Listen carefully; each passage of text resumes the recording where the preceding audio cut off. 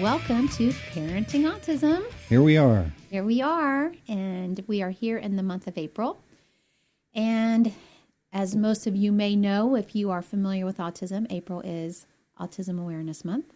So we have our blue lights out front. Thank you, babe, for putting those out on the front of the house for us to help make the whole world aware about autism. We see a lot of blue lights. Yeah, I'm seeing some blue lights, and we've been putting a few more posts than we normally do to kind of help share our perspective and our world of autism. And, you know, I think they say autism awareness, and then I hear autism inclusion. You know, you hear a lot of different ways that they express it. And I do believe that a lot of people are more aware than they were just because it's becoming so much more prevalent. But I do think the message of the inclusion definitely needs to still be out there as our kids are getting older, and so many of them are now entering the workforce or want to, to get these employers and business owners more open-minded to the great skills that our kids have and that they can get some jobs. I have a question for you. Yes. Some people are, here's my air quotes, celebrating Autism Awareness Month. Okay. What do you think about that word, celebrating? That's a great question. I believe if I wanted to take my usual positive perspective, I think that's a kind of a beautiful way to view this month, because Bryce is to be celebrated. I mean, that's what I really think. Am I jumping up and down that he was the one that was chosen for autism so that we had to rock on this journey? There would be a part of me that would say I would not have chosen it if it was presented to me first. But if you ask the part of me that afterwards, how do I feel about it? I embrace every single bit of it. And I love him for who he is, and I wouldn't change a thing. And we should celebrate him every day and every child that has this. Wow. How'd you like that? That's why I married you in a nutshell. Well, I'll tell you, I think it hit me wrong the first time I read it, because the first thing that came to my mind was, what exactly is there to celebrate? Because there's a lot of things that come with autism that I think about that it's not something that I would want to celebrate. But I like your perspective. And, I think instead of using the word celebrate, I think awareness, inclusion, those are better words to share during Autism Awareness Month. Well, listen, I'm not putting on a party hat and baking cakes, but I can understand why some people might be using that, because it's kind of one of those fake it till you make it, and maybe they're trying to really see the positives out of this whole situation. I think that's great. I think that's great. But that's a great question, and I'm so glad we shared this perspective, because the topic that I really feel laid on my heart today will kind of segue into that. Some people probably have your view, and some people probably have my view. And that's so true. And I think that's what can lead to the topic of the day, which is going to be the depression that follows an autism diagnosis. But before we go there, let's share something happy on Parenting with Autism, like the review that we got from Lily Tomps 503 on iTunes. You guys are awesome. The Lord has definitely given you guys a voice and such a great testimony to share. So real, so honest. And I think that was a heart at the end. But thank you. Thank you, listener. Lily. Yes. And we really appreciate that review. And it's going to help us spread the word about our podcast. And so more people can hear us. Yeah, we're just at this point now that we feel so called and we're so ready to share. And I've had people sending me questions, and I had one person that asked me a question, and the question was, "What do you think led up, to Bryce having the autism, if anything?" And I didn't get to respond until like later the next evening. And that person was concerned that they might have offended later that me. evening. You didn't wait a whole day. Oh, I did wait a whole day Oh, because you they waited came a whole in day? late the night before. Oh, okay. So I didn't get to answer it until late the night before, or the night later, Next- because we oh. weren't home, and Gotcha. yeah. And I can't. And if I'm going to give a response, it's going to be Thoughtful. a thoughtful response and not 2 words. But I wanted to be at my computer, not on my phone, and actually typing out a thoughtful response. Mm-hmm. But I am a pretty open book about this. And I completely understand that everybody isn't, and not everybody's as transparent.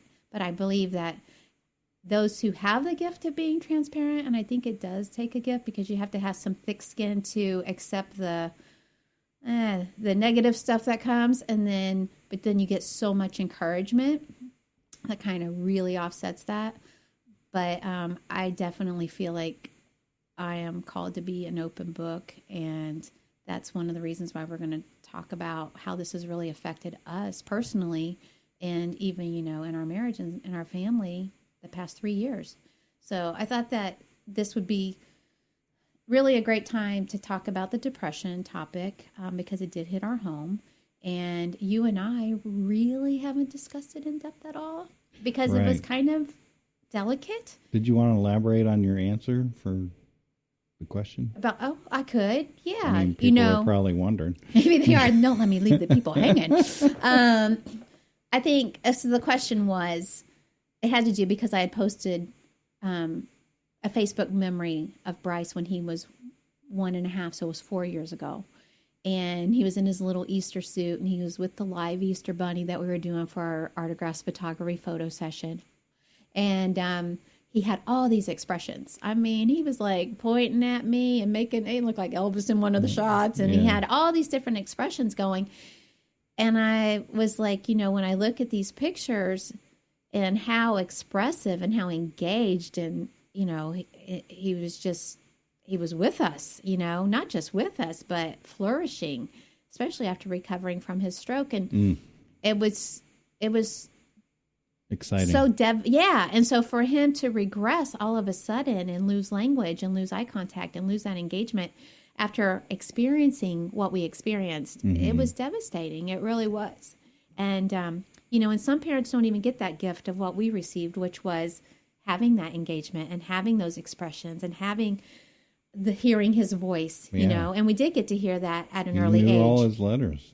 Oh, he knew his letters. He talked, he didn't talk conversational, but he had well over 200 words in his vocabulary. And then they just slipped away. It was very devastating, confusing, puzzling. What do I think caused it? And I don't want to get into a controversy on this, because everybody has their own journey. Everybody has their own opinion.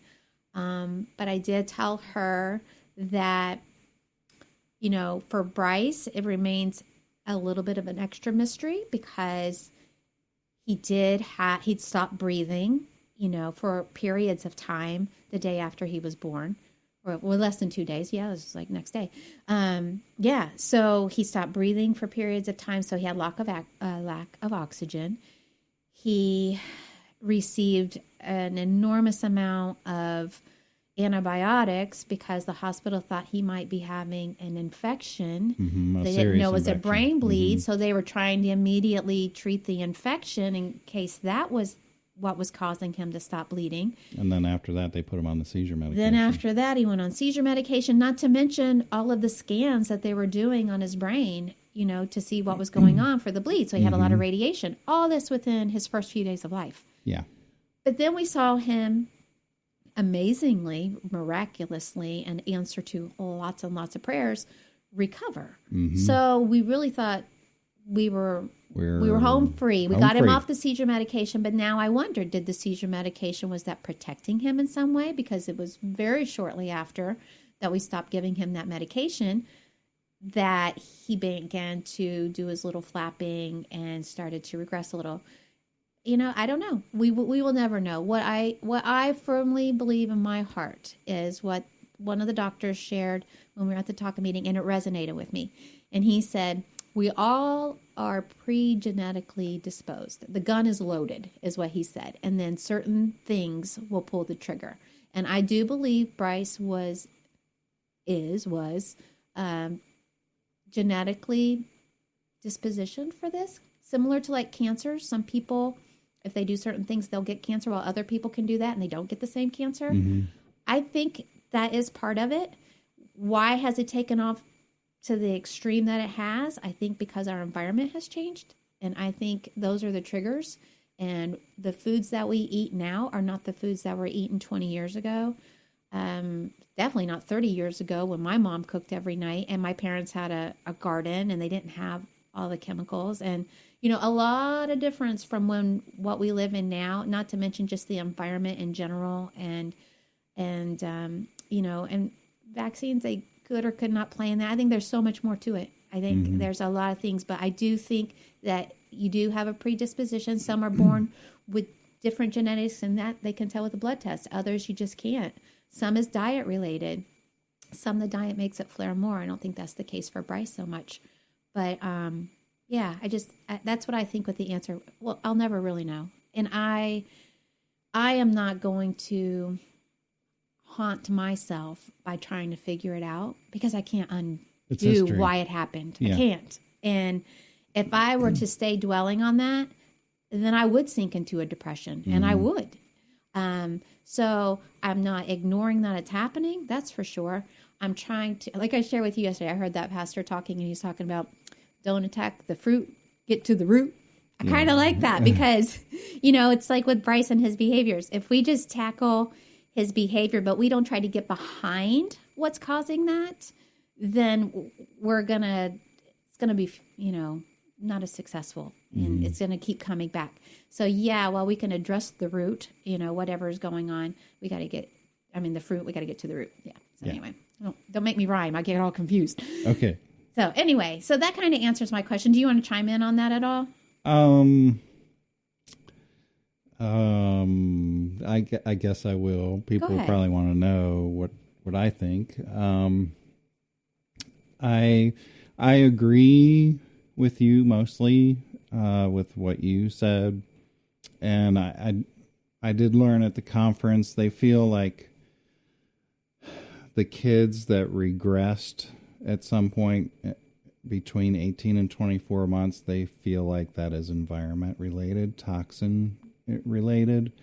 And the kids that start out having autism, like in the womb, and there's signs right off the bat, they feel like that is genetic related, genes related. So the one doctor in the class I was attending, it was a full house. I don't know how many hundreds of people were in this room, but he said, can I get a show of hands of all the parents of kiddos who changed between the 18 and 24 months, who regressed? And about 90% of the people raised their hand. And that was very impactful to me. And, this, for me, this all started back after his seizure. We were seeing his pediatrician. We were picking a pediatrician, actually, before his seizure, I think, while you're still pregnant. When I was pregnant, we went around, and we went to a couple pediatrician offices, and the one came highly recommended. And she came out to talk with us in the waiting room. And I had been doing a lot of research for whatever reason on vaccines and vaccine-related injuries. And so I asked her, I said, what's your opinion on vaccines? And she's like, oh, I did my thesis on vaccines, and vaccines are totally safe, and you don't have anything to worry about. And you asked specifically about autism, and she said they have absolutely nothing to do with autism. Right. So there's no information linking autism to vaccines. So I'm like, okay. And we talked about it. It was a debate. There was a debate in the Coulter household, and Sandy felt strongly that he should be vaccinated, and I was on the fence because I felt like I didn't have enough information, but my gut told me, and I told you, I said, if he ever gets autism because he's had these vaccines, I will never forgive myself. You did. And I remember that. And that weighs heavy on me because I don't know personally if it caused the autism or not, but I feel partly responsible for letting him have those vaccines and it happening around the same time. So besides all that, what you mentioned about him getting all these antibiotics, and stuff when he was just a day old, that I'm sure took a toll on his system. And also, we were talking about this the other day, early on in his childhood. I can't remember how old he was, but I had him in a stroller walking around the block, and the mosquito patrol was out, and they were coming around and spraying for mosquitoes. So I turned down another road, and lo and behold, here he comes around the corner, going past us. There was no way out. He totally boxed me in with Bryce, and I know I got fumed, and Bryce probably did too, and that upset me. And I think that was before everything happened also. Yeah. But they say that with autism, you have inflammation. They're discovering that there's inflammation in the gut causing leaky gut. What happens when you have leaky gut? You don't absorb nutrients properly. Toxins get into your bloodstream. It passes the gut barrier into your bloodstream. So aluminum, which is an ingredient in vaccines, and all these other metals, they can travel through your body. And guess what? They can cross the blood-brain barrier and get into your brain. And they can't get out because when you're on the spectrum, they're learning that you cannot get rid of toxins the way a normal person can, in part because of your leaky gut. So there's just a lot of things and like you said, we can't go back and dwell on everything because it would just drive us bananas. But there's just so many aspects to Bryce's life that we had no control over, and we don't know what's affected him and how it's affected him. But we are where we are. We certainly can't say X caused it. Right.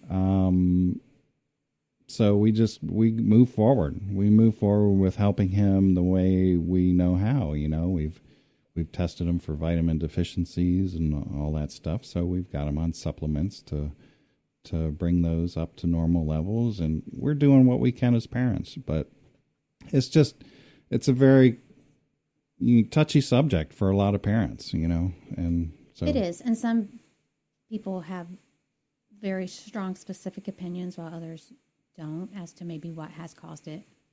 I cannot tell you what did, and I'm not even going to speculate specifically what did.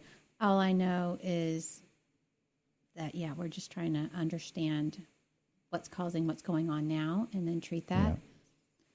Yeah. But, I'm listening to you, and I have often replayed you saying that in my head, where you said, if he ever gets autism, I will never forgive myself. So there's a part of me that, I feel very badly that you take that upon yourself when I didn't push. I mean, it wasn't like a crossed arm, he's going to get vaccinated. No. I wasn't strong on that. I just, my perspective coming from it was, all these doctors vaccinate their children, mm-hmm. and their children seem to be fine. I mean, even doctors that we know close in our circle, right. and family, and it's like, if they're trusting, because we talk to them as well, yep. Then why wouldn't I trust them? Because they study this more than I do. Right. And I didn't want to leave him exposed to other risks when I really what were the chances that I would get autism in my mind Right. from that? Right. You know, and yes, I realized there was risk because we've watched our nephew who had it. His was very much diet related that helped him cure, but there was always speculation around, was it the mercury and the vaccinations when he had that, but then the mercury's out, you know, so. Was it too many vaccines in one shot? You know, so there's a lot of controversy around that. But I do feel bad, like I have that weight on me that I didn't stand by your decision when you were like saying that, but I also know your personality, that you research deep, and you also can, let's just put it this way, your glass is usually a little less full than my glass. Yes, I agree with You that. know, Yeah. so sometimes that's great because that will protect me from living in Sandyland or La La Land.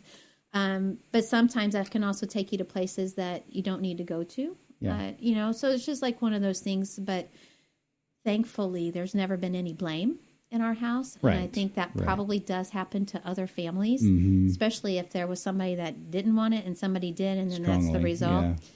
There's never been any blame or anything. But I do know that after, I mean, we're going back 3 years now, so it's kind of like that whole anniversary time of the formal diagnosis, although we kind of knew something was wrong, but I honestly didn't know it was autism until he got screened.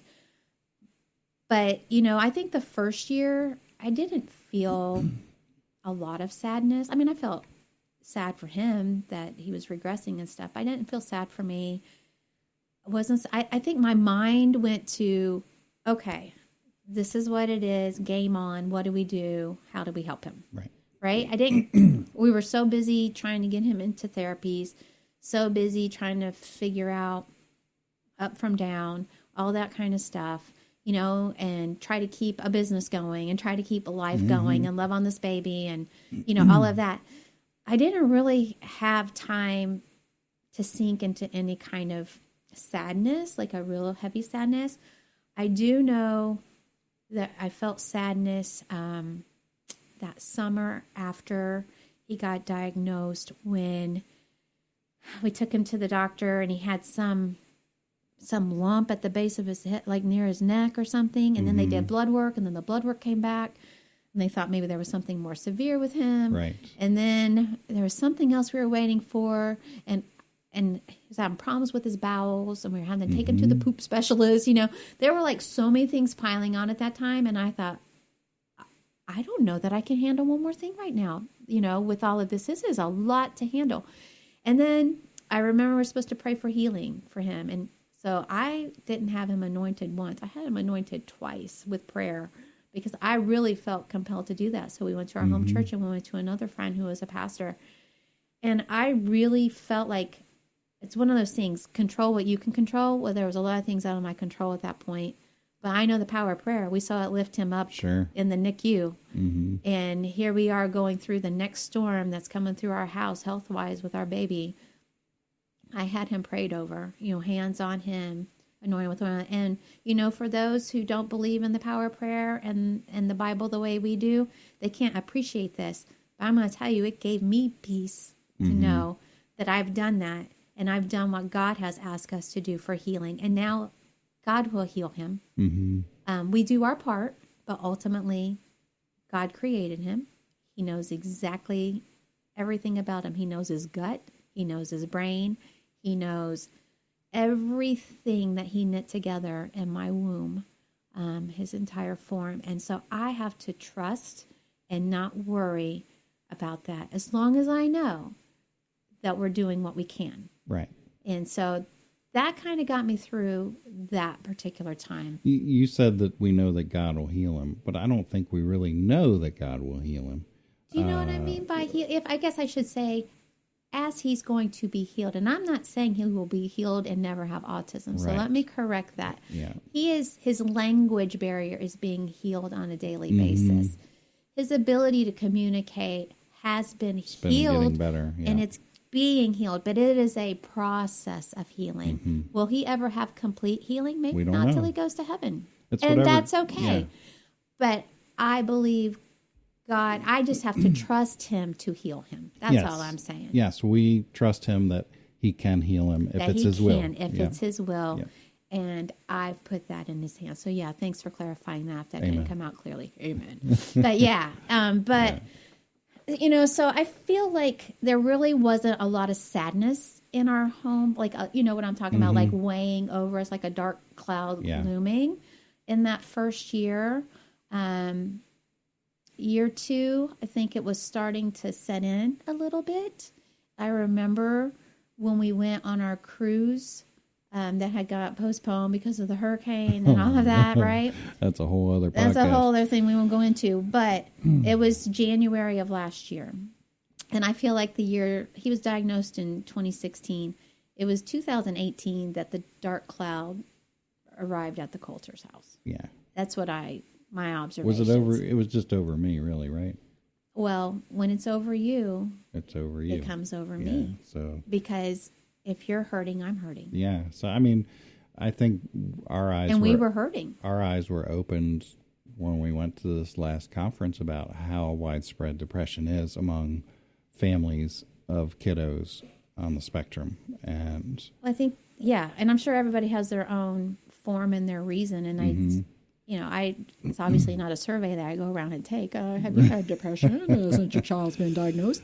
But, yeah, you know, it was right around this time last year. it was around this time last year. I was going to say the first signs I really saw was when we went on the cruise. And I remember because I had a really sad day. And I told you, I feel so sad today. And I really felt sad. And I prayed, God, please restore my joy. Because, you know, joy doesn't mean that you don't have problems and you don't have hurts. Yeah. But it just means that you rise above it, Yeah. you know. And I wasn't risen. Yeah. I was down. And that's the first time in our whole marriage that I've ever heard you say that. And you've always been joyful, and to hear you say that, that's big. Yeah, because I don't even think when we lost baby Malachi, I felt sad, but I didn't feel like my joy was taken away. Not like this. This was a deeper, I don't know, it was just something that was really so deep. And I remember it lasted maybe like a day or two. And then I really prayed about that. And that's when we thought he was having seizures again. And he 'Cause got he was hurt just on the ship. staring blankly, And yeah. it was just so Whole much other building podcast. up. It was all coming to a head. And I think about this now and I look at the scrap. I'm like, no wonder we were a hot mess. You know, and then we had like the early testing, and then we were coming back after vacation to have 3 days of an EEG. I'm sure that was Yeah. looming in our minds somewhere. So I kind of get picked up because you're like, oh, it's okay, you know, trying to lift me up, and then boom, there you went down. Yeah. And, you know, and I'm like, well, I was in better spirits, but you hit your low. You know, I think that's one thing about our relationship that I cherish a lot is when one of us is down, the other one is up and encouraging the other one. And that is amazing. And I really like that about us. you Yeah. know. And, It's not too often we sit and sulk together. no, I don't think we have. But it's nice when we're both up. But Right. yeah, that's so true. You know, I just remember that. And we ended that cruise on an up note. We were able to encourage each other to the point that, okay, we got this. that was hard. I think I didn't even go on shore on the last port. You didn't go to because Aruba, bless your heart. You You barely went out, and then you went back to the boat. I said I lost my joy. You did. You lost your joy. So Bryce and I went out on the trolley. Yep. We took pictures. He enjoyed the trolley, and I was we gave you some space. I was just so You- upset. And I think that was the beginning, the Yeah. real beginning You're of the right. sign of your depression. Sadness. Yeah. Yeah. And then it kind of went from, this is my observation. I want you to share on Yeah. it too, because again, we didn't really talk about it. But I think when we came home from that, and then we got through, you know, the seizure testing, and it came back negative, and we were like, okay, well then, you know, we'll wait and trust and not medicate. And then, you know, days are going, and then you really dived into research, and you are the research person.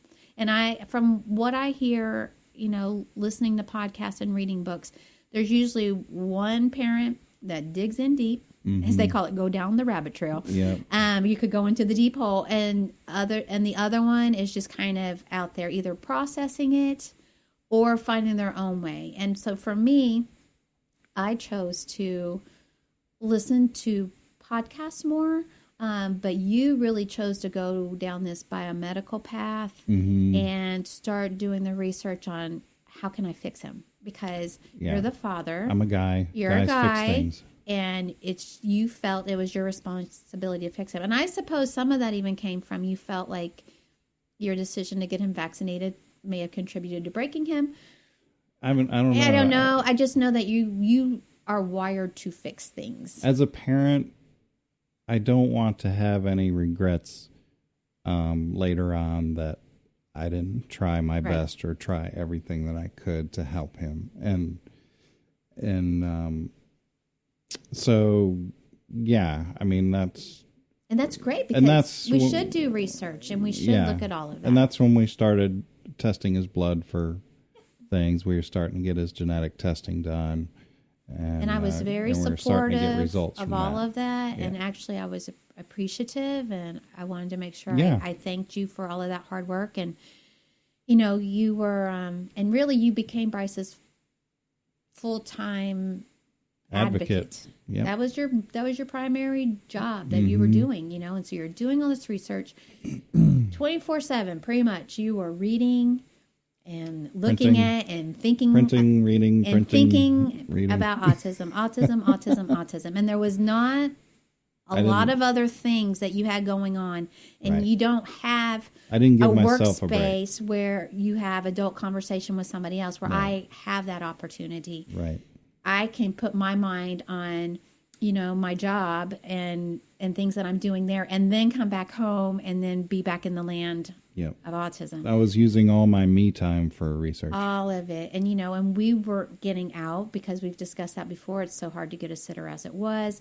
Bryce's behaviors, at this time last year, it was really hard to leave him with anybody because he still wasn't able to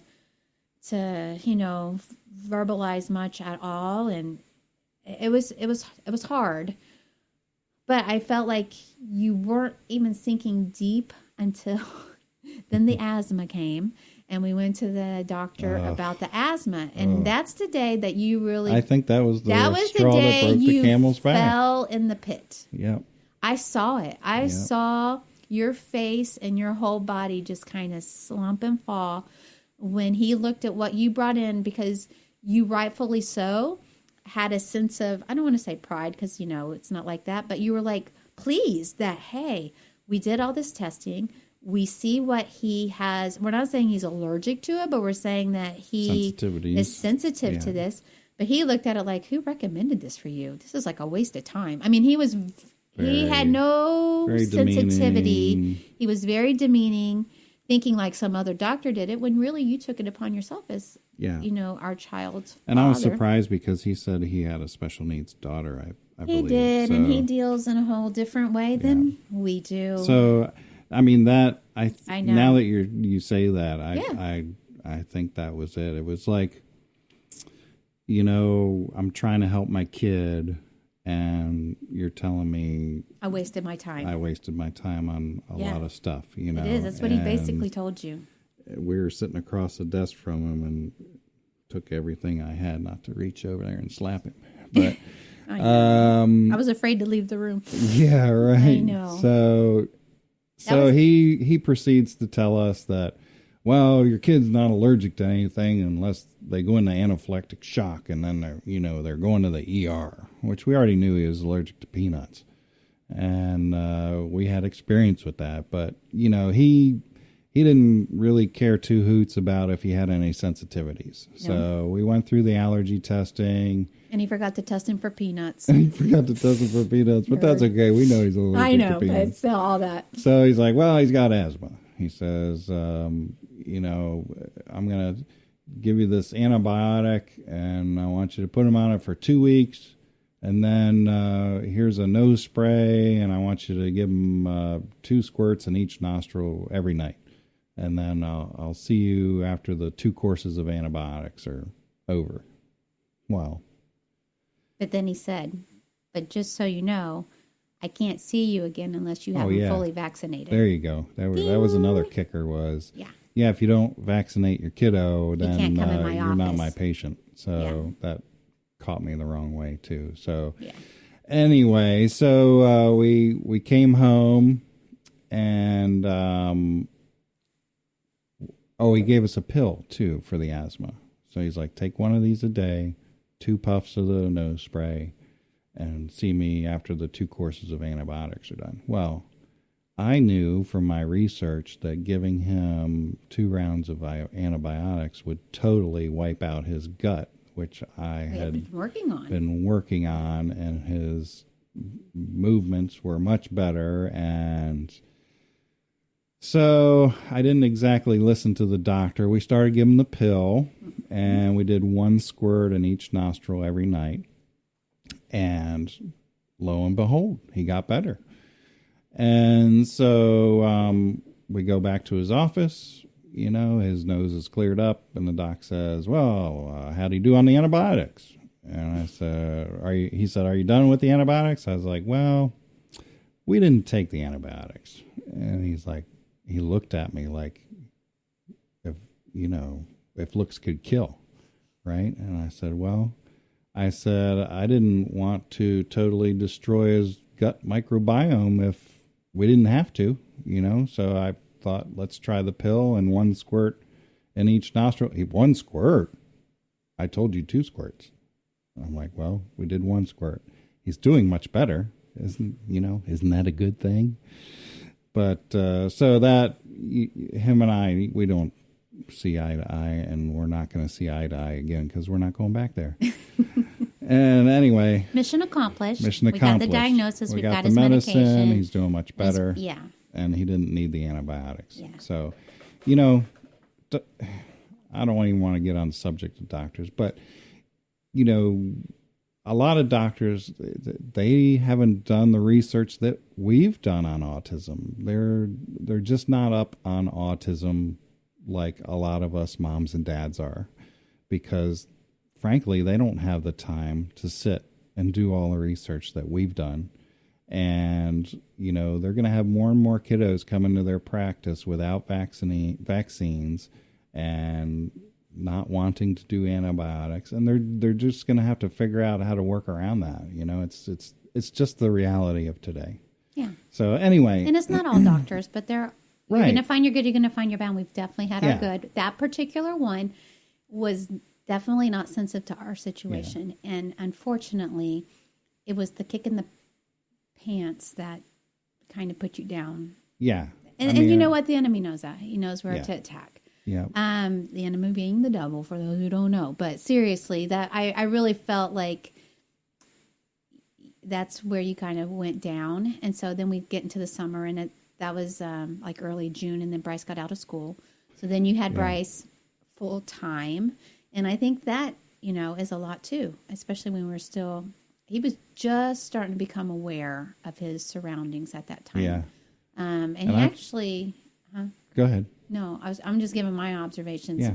Because then I was starting to just see you be more withdrawn and more quiet. There was an air of sadness. And then for me, if I'm saying, you okay? How's your day today? Then for me, it's like I felt like I was kind of walking on eggshells because I didn't want to seem like I didn't care. Mm-hmm. So I want to ask how you're doing. But I also didn't want to seem like I was being intrusive if you didn't want to tell me and you needed that space. So it was kind of hard. Yeah. And I was feeling at the time, and it didn't even occur to me at that point that doctor was the one that, everything is just built time. Up, and that was all. It. He struck the match. And the only way I could describe it was I felt like I was in the ocean surf, and these big, humongous waves were just crashing down on me, and I would go to get up again, and here comes another big wave to knock me down again. It's the only way I could describe it, and I told my brothers about it, and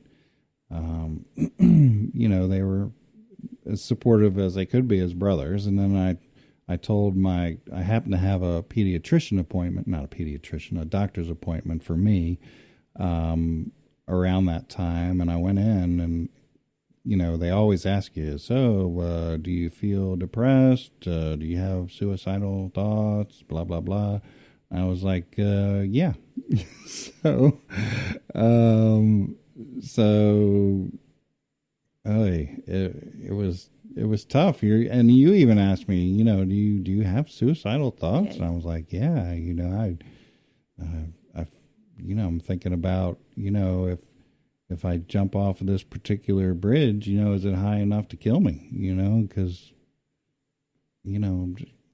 those kind of thoughts were just going through my mind. And I think it frustrated me too, because, I'm not like this, and I don't know what's going on, but I'm not normally like this. And it was making me mad. So, and I couldn't get out of it. I couldn't fix myself. So I'm like, I told my doctor, and he's like, he's an Indian doctor, so he's got that accent. So he's like, Chris, you need to think happier thoughts, and get some more exercise, and that will help you. And I'm like, I'm thinking to myself, that's not going to help me. That I am way past that. So I had to find a psychologist locally, and I'm prepping myself to go see this guy. Am I going to sit on the couch and he's going to ask me a bunch of questions? Am I going to, I had, 3 or 4 years worth of stuff to unload on him. And, but I went into his office. He's like, I'm going to ask you 10 questions and tell me the answers. So he asked me all these questions and I answered them. He's like, okay, you're depressed. I'm like, okay, Oh, yeah. my. So 10 questions. I don't know. It was like 10 or 15 okay. questions, I don't remember what they were, but Screened you, basically. yeah, he screened right? me. Yeah. And he's like, okay, so have you ever been on antidepressant before? Yes, one time after my first divorce. When you get married the first time, you think you're going to live happily ever after. Well, when that doesn't work out, it's not easy. So but that was like, I don't know, 20 some years ago. He says, okay, so I'm going to put you on this stuff, call it into your pharmacy, and, I'll see you again in, I don't know, 2-4 weeks, something like that. I'm like, okay, that's it. And if you need to talk about stuff, we'll talk about it next time. Okay. So, basically he prescribed me some medicine. I started taking it, and, I did my research on it. Half of antidepressants don't work, in studies. So I'm like, wow, I don't have a good chance here, but lo and behold, it started working, and I started feeling myself again. And, so here I am, I don't know, 8 months later. September. Yeah. So I've been on it for that long, and I feel good. Talking about all this stuff makes me feel a little sad. Well, I know. I felt like we had to needed get it to out share there this and for put it people out to there. listen. But And I don't think, if it's okay if I chime in now. no, it's not. Okay, go ahead. So anyway, I saw him a couple of weeks ago, and I was just kidding, by the way. No, it's cool. I know.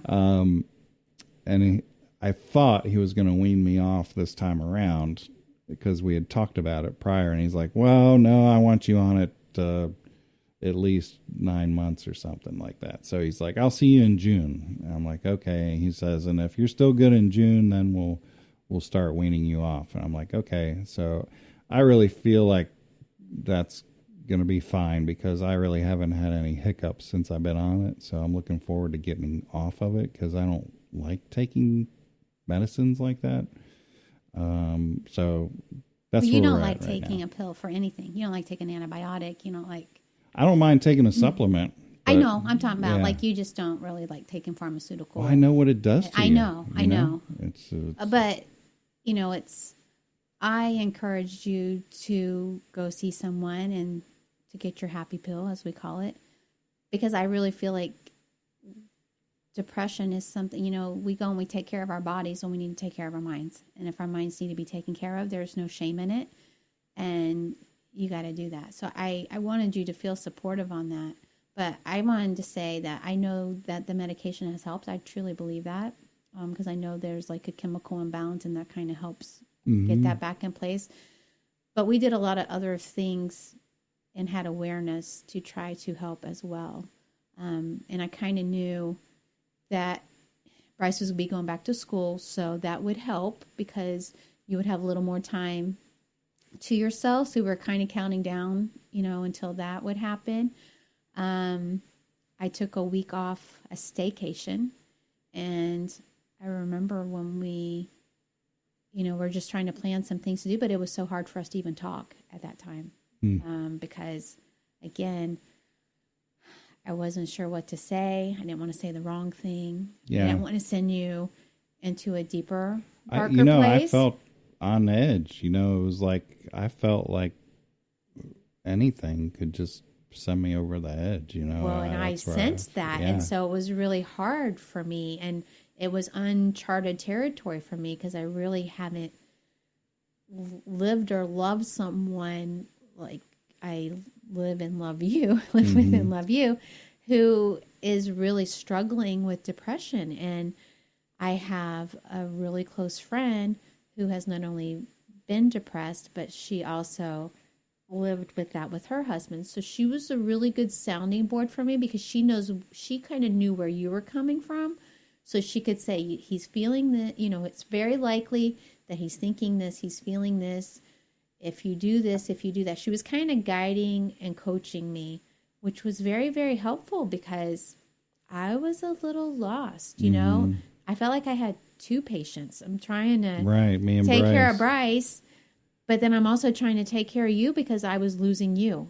I had no answers. I didn't know what to tell you to do. I know. It was just like, it was bad. That one morning that we sat and we had breakfast and I got you to I must have asked the right questions because you finally realized what it was. And you're like, that's the first time I think I realized what's really bothering me, And so once we were able to kind of identify it a little bit, then we could talk a little more, and I think we knew that it had taken its toll on each of us in different ways. And then obviously it was taking a toll on our relationship, with the dark cloud there and not the unsurety of the talking and stuff, the conversation, what to say, what not to say. But, I felt like that's taking that week off to have that time one-on-one and have our little dates, and it was good for me because I knew that you wanted me to see what your day was like. Because I think there is this unspoken, and you even mentioned it recently, I'm out of the house 5 days a week, working at the office. And you're wondering what I'm wondering what you're doing. Yeah. And I'm not really wondering what you're doing. When I'm saying, hey, what'd you do today? I'm really just wanting to know what'd you do today. But I'm not thinking, well, what did you do today? You know what I mean? It's never like that. But I think, again, it's just that probably weighed into it. I think that weighs into it also. And so we were even looking like, should you get a job? Would as that a guy, help you? You feel like you need to be the breadwinner. And for a long, long, long time, I worked my butt off. And after Bryce came along, or shortly before Bryce came along, again, another podcast, but I had a tumor in my colon that was precancerous. They had to remove, and that was a wake-up call for me. And I was like, life is too short to be working where I was working, the hours I was working, to not be loving what I was doing. So I've always had the entrepreneurial bug in me. So, we dabbled in some stuff. But being home, being Bryce's shuttle driver, doing the things that I'm doing around the house, it just doesn't replace the feeling that I have for bringing in income, So it bothers me that I can't do that because I to hold a job, and with Bryce, it just right now it's not feasible. Yeah. So And it's easy for someone to say, well, then just switch places. Sandy, you stay home, and Chris, you go work. But we know, I mean, we've been in prayer about it, and God has put me where I'm at. Yeah, absolutely. And it's a blessing where I'm at because we have a stable job, stable income, and it's still a flexible schedule that I'm really with you guys We were doing a large percentage of the time. We were doing autographs photography full time, and then for years, several years. And then God told you to ask your brother if he needed you in any capacity for whatever reason, and it wasn't out of we needed somebody to have a job. No. It was out of God told you to do it, and you did it. I know. And lo and behold, that's a whole nother story. That's a whole other story, but I was needed there. So God put you so we know that. In the employment seat, and, I'm in the other seat. And sometimes that's hard for me because I want to be the mommy that's taking him. So like that week that we were off and I got to go and take him I take him to school every morning with you, which I'm so glad I get to do that. Mm-hmm. I mean, I work my schedule to where I get to take him with you 5 days a week. We do that together.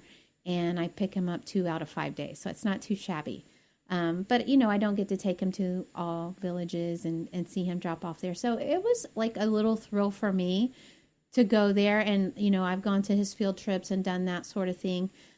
But, I think even that week, you were like, you see how quickly my time goes? Because it does go quick. You drop him off, you come back, you have like a little bit of time, but then you're turning right around to go get him. And then you got to feed him. And then you got to get him to the other school. And then you turn around, it's time to go get him from that school. So when he gets in on a full-time schedule, that will help a lot. But, I think that we've just come a long way. We were able to do a lot of prayer, a lot of conversation. And yes, the medication helps, but I think we've really just made it through the storm.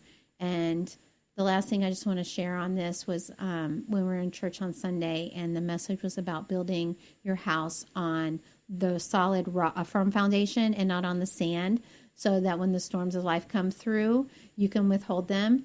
And it just really spoke to me that, we've had storms in our lives, and we've definitely had them in our marriage, especially the last 6 years. With autism being, the one of the big ones, but we've stayed together because we do have our relationship has been based on rock solid, on the Word, on God, on our relationship and our faith. That's got us through a lot. But I was just saying, like, even when a storm comes through, your house may still be standing, which is great. But there may be damage that is around it. Your fence is down. Shingles are off. You have a leak in a room. You got mold that's coming in. I feel like that's what has happened with us. A storm came through. There's going to be some damage, but your foundation is firm and the structure is solid. But that's why we're doing this Re-Engage class. It's one of the reasons we're doing this podcast together, because we love being together and we love being able to have conversations. Yep. And it's not always easy to do unless it's planned. And I feel like it's restoring what damages incurred from the storms. And it's a beautiful thing. And we've really, this past week, we didn't have another topic because you know what? We've just had joy in our house. Mm-hmm. Everybody's healthy. We know we're doing this. We know that we're just in the center of where we're supposed to be. And we can talk about this now because we really just have joy. And we know there's plenty of other storms and things ahead of us, but just keeping that foundation and restoring what damage may occur from these things is going to keep us on our feet. So thanks for talking about this, babe, because, it's a lot of transparency, more so for you than for me, but I love you, and I love you. Don't make me cry. And I just love seeing you back. Oh, I'm sorry I left. It's good to be back, and I think step one is to recognizing you're going down that path that I was going down, and to get help. That's really the key, and talking to you about it was really helped me take that step to get the help that I needed, and like I said, I was so frustrated at myself mad at myself because I'm like, I don't get depressed. I'm not this way. This is wrong. I was mad, and it just all worked out in the end. So Yeah. and thankful. Let's stay happy. I love Yes, you. let's stay happy. Okay, right. people. All right, How can we guys. end on a happy note?